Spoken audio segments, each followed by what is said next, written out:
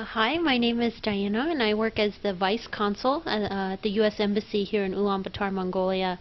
I've been in country now nearly 2 years, so I have adjudicated a lot of student visas for Mongolians, and so I'm more than happy to share my advice and knowledge of the student visa process. And so really the student visa process begins with the student being accepted into an accredited U.S. college or university in the United States. Once you've completed that step, when you've been accepted, your school is going to issue you an I-20 document. It's an official document, and that document's really important because from there, then you can start the visa process and schedule your visa interview. To do that, you should visit our website, the U.S. Embassy website in Mongolia. Click on the Visas tab. From there you can schedule your appointment. You're going to need to pay a fee, which is $160 US currently, and you can pay that at any branch of a Han bank. You're going to need that receipt number, so it's very important. You will also fill out an online application form for the visa application. Most likely as a student you're going to be applying for an F1 or a J1 visa.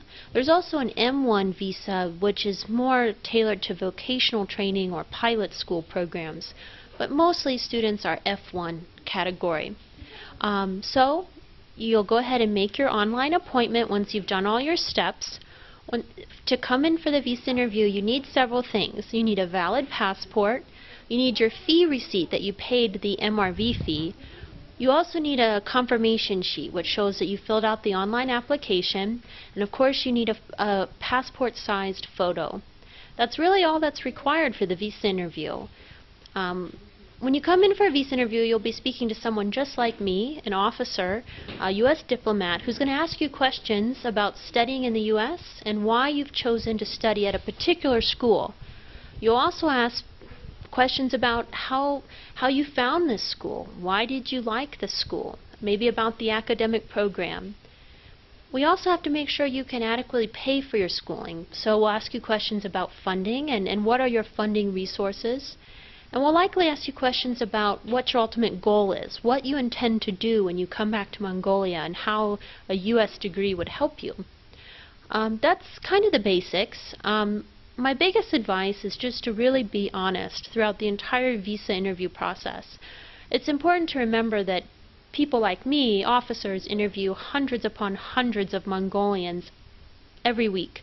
And so I can instantly tell when a student is being a bit too rehearsed or not being natural, not being themselves, or holding something back.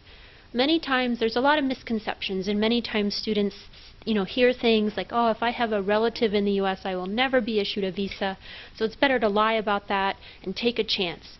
That's the worst kind of advice you can receive, because dishonesty actually is one of the great, it equates to a lack of credibility, and under the law, visa officers have to refuse a visa if we can find that there is some untruthfulness.